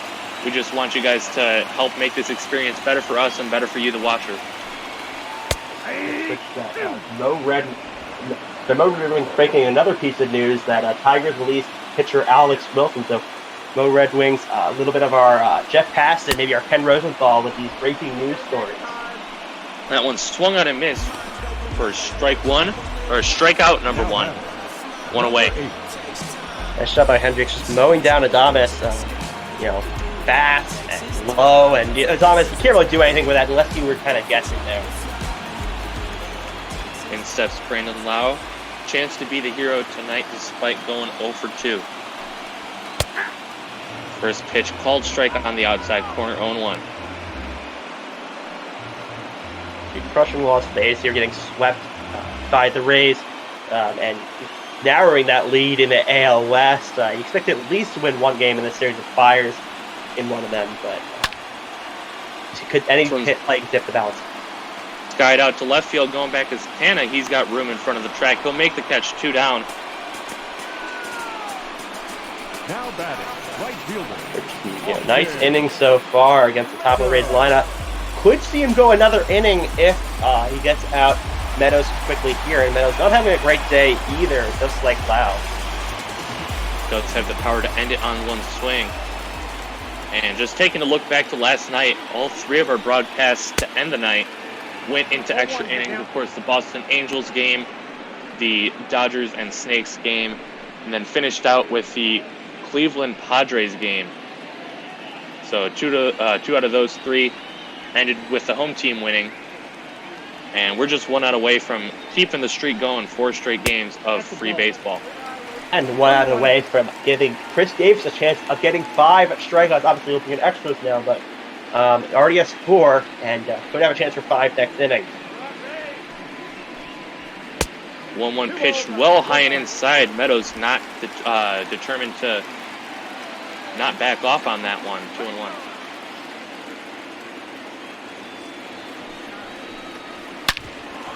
Pitch, swinging a ground ball towards the shift. That's going to get through the shift into right center field, and it's bobbled out there by the center fielder. Going to second is Meadows. Throw in is not going to be in time, and you'll have to wonder what the official scorer is going to do with that one. Just a huge error. I mean, last inning it happened to Ace error. Now another time they make an error, and it puts the runner in scoring position. A single will possibly end it now instead of them needing an extra base hit. So just could be a monumental error for the A's here. Hunter Renfroe 0 for 3 today, 2 punch-outs and a ground-out. But with a chance to drive in the winning run, just standing 180 feet from home plate.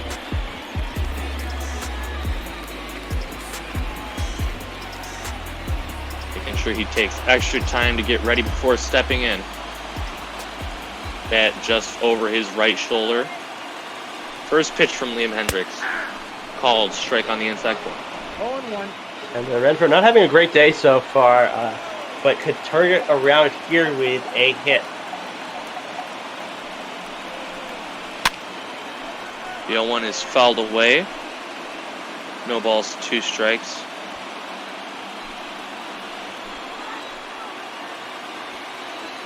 And on second is Austin Meadows. Hunter Renfroe at the dish. The 0-2 swing and a miss, strike 3. We've got some free baseball here for you today to start out our broadcast.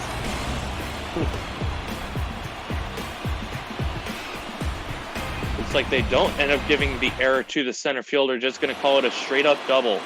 Head to the 10th, 2-2. Chris Davis leading it off. 4 strikeouts today and 4 at-bats.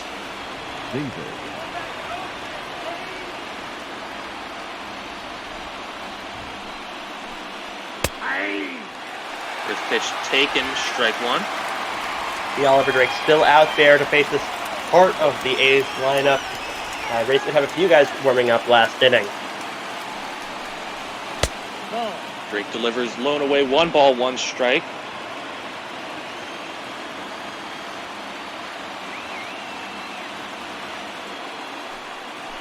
Sets at the belt and delivers slap foul splitter on the outer half, 1-2. Davis trying to avoid that strikeout. Really wants to just make some contact here to put it in play. That one slapped down the right field side. That one's going to get into the corner as the outfield was shifted over.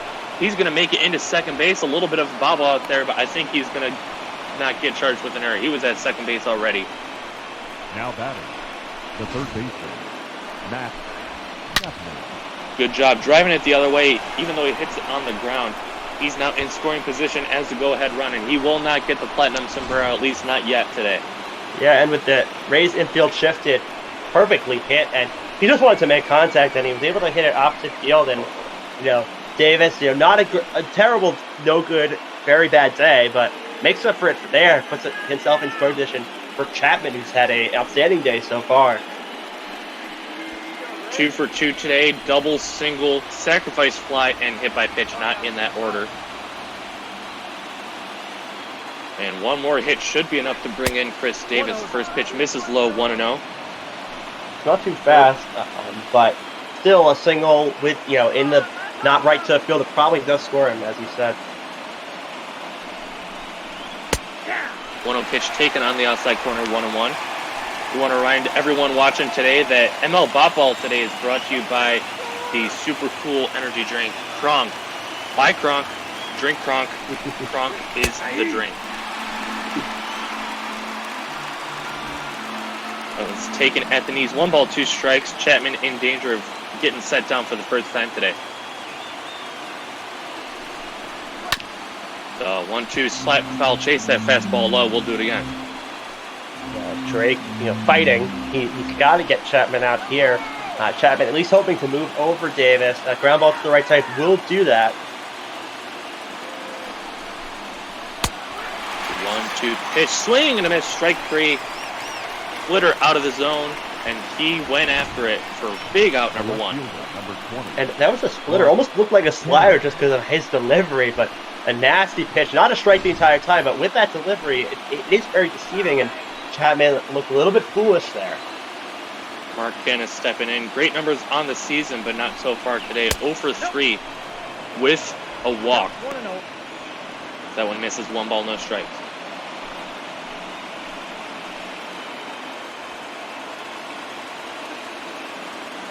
Chris Davis at second.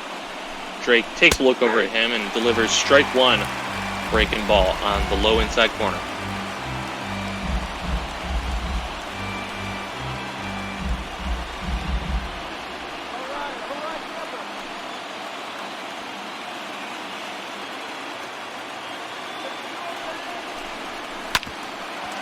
One slapped on the ground right side, picked up by the second baseman Lau. Another great play, flips it onto first for out number 2.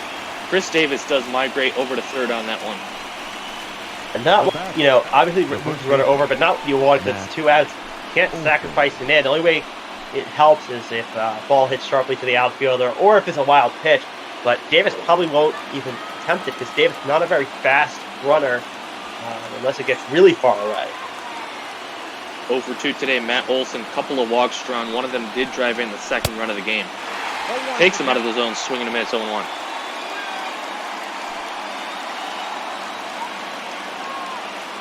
Drake's splitter is something that we've seen him feature a whole lot today, and these Oakland A's hitters have not been able to time it just yet.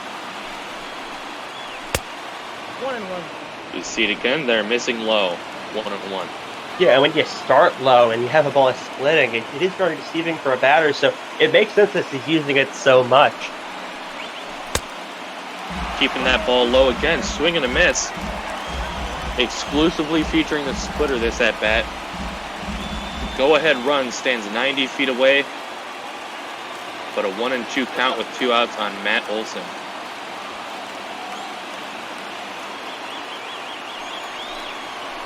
One-two pitch, swinging a ground ball up the middle. That's going to get into center field, and the Oakland Athletics take the lead. Matt Olson delivers here in the top of the 10th. 3-2 Oakland. Now batting, right fielder, Robbie Grossman. Nice piece of hitting here by Olson, right at the middle, just out of the reach of the Rays infield. And now you're up, and you wonder, Cash keeping in Drake for a second inning, even after the Davis hit, if it's going to backfire now. That one's called strike one, and Drake had been doing very well. Just a couple of hits and some smart baseball not really working for him. But Robbie Grossman will try and keep the train on moving here in the 10th. This one's slapped on the ground to shortstop. Adames Talau to end the inning. But the Oakland Athletics drive in a run, 2-out RBI single from Matt Olson. Head to the bottom of the 10th. Tampa needs 1 to tie, 2 to win. You're watching ML BotBall on Twitch. And the good news for the A's, you got your closer in the game. Bad news is he did already pitch an inning, so the Rays, a little bit. He may tire at some point this inning, so he may have to put another guy in if the Rays do work the count on Hendricks a lot. Hendricks is in line for the win now after pitching the bottom of the 9th and then staying in for his teammates to take the lead. First pitch misses to Choi of 1-0.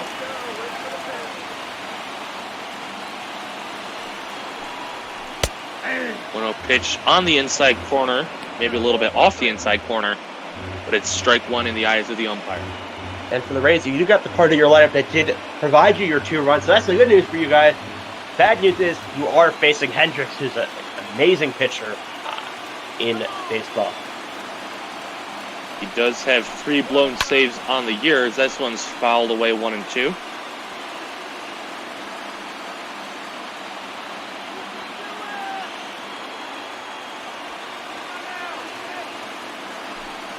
Hendricks ready, the 1-2 pitch, swing and a miss.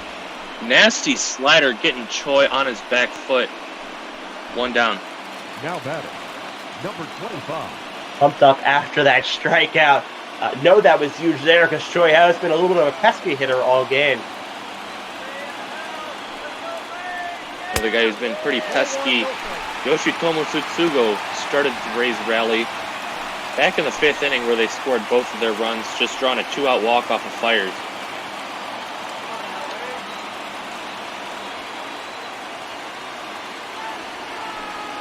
Here is the 1-0 pitch, high and inside, has to back him out of the strike zone and out of the batter's box, 2-0. And not a little bit of a unusual pitch. You don't see Hendricks doing that often where he loses his zone by that much. The swing and a fly ball left field, well hit, going back is Canna. He is stopping in front of the track, and that's going to be a long out number 2. Third baseman number 2. Gave that one a ride to Zugo, but now you got 2 outs, and Diaz coming off, but desperate time for the Rays. He knows how to come up in clutch spots against the Oakland Athletics. 2 home runs in the wild card game a year ago. And the Rays need him to keep this one alive. Called strike on the outside corner, 0-1. Quick reminder, after this game, we've got lots more coverage, starting with the Pittsburgh Pirates going to our nation's capital. Got Heinz AS and EB from Toronto on the call for that one.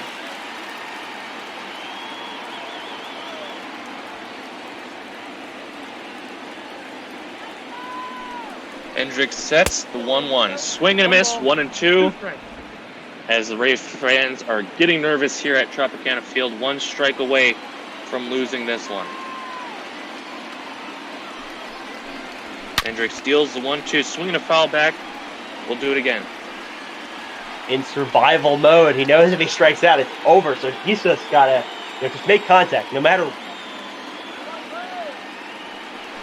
Here is the 1-2 pitch. Ooh, I thought he had him on the low inside corner, but good eyes, or maybe even just a lucky take there. 2 and 2.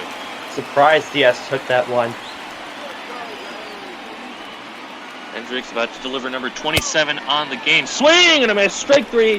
Took him out of the zone, up, and the ball game is over. Oakland is able to take the final game of the series 3-2 in extra innings. And they are going to slightly increase their lead in the West, while the Rays are going to fall slowly out of that playoff race in the East. Big game for the A's. He needed to win this one with their ace on the mound, and was able to pull it out. A lot of dramatics that I'm not expected. I don't think the A's expect that coming to this game, but able to pull out the win. A big hit by Davis, a big hit just in the 10th, and great pitching performance all around for both teams. And A's overcome some errors and end up winning, taking this one 3-2. Liam Hendricks going to get player of the game. I thought it could have gone to maybe Matt Olson, who drove in 2 of the runs today. But Hendricks also a valuable candidate, coming out of the bullpen for 2 shutout innings, just allowing the 1 hit. He gets the win. Oliver Drake saddled with the loss in extra innings. 3-2 is the final. And we're just about getting ready to show you the highlights of this one. A sellout of 31,042. The Rays thank you and hope you'll join us again. As this game didn't really kick off until the 3rd inning. Runners at the corners, 1 out. Matt Chapman lines it into center field, and they decide they're going to test the arm of Kevin Kiermaier. It does end up paying off, as the throw is just a little bit too late. 1-0 Oakland here in the 3rd. Then Tyler Glasnow got into trouble later in the game, but did get a strikeout here in the 5th inning. But he was later replaced by Trevor Richards, who walked the first 2 guys out of the bullpen. And that second one came to Olson, which ended up driving in a run, made it 2-0. But 3-2, 2 outs, runners going on the pitch. Yandy Diaz drives it out to left center field, so that's going to bring it to Tsugo all the way from first base. Made it 2-1. Then Kevin Kiermaier ended up returning the favor, driving it down the left field line. That would score the tying run, although great play out there by Mark Canha. Ends up throwing out the speedy Kiermaier at second base. Pitchers came up clutch, and in the bottom of the 9th, with a go-ahead and winning run on second base, Hunter Renfroe ends up striking out to complete his hat trick. 2 outs, man on 3rd in the top of the 10th inning. Matt Olson slaps this one into center field on a 2-strike pitch, gives his team the lead. And then Liam Hendricks, all he has to do is get 3 outs for the win and to complete the game. Yandy Diaz ends up finishing it out with a strikeout, and that is your final. 3 runs, 8 hits, 1 error for the A's, 2 runs, 5 hits, and no errors for the losing Tampa Bay Rays. And as we're running a little bit behind, we are joined in the booth by Heinz A.S. EB from Toronto. How are you gentlemen doing today? We're doing very well. You had a nice thriller over there, 10 innings, I see. And the A's coming away with a win to salvage the final game there. Yep, and it's a very competitive matchup. Both teams looking for a playoff spot in their respective divisions. Tampa Bay sitting in 2nd place. Oakland over in 1st place on the west side. Lot of great pitching today's game. Didn't see any home runs and a lot of clutch hitting, driving in the runs late. Yeah, well, we'll see what happens in the game that we're about to call. Not exactly supposed to be a good matchup. Pirates really struggling, and the Nationals are on a roll, but it is baseball, so you never know what will happen. One of 7 games that MLB has today, and we will be featuring all 7 today. So we're going to get out of your hair as we get ready to start this one just a few minutes past the scheduled start time. For Michael Memis, I am SpecialFX. Thank you for joining us today, and we hope you continue to watch our great BotBall coverage throughout the day.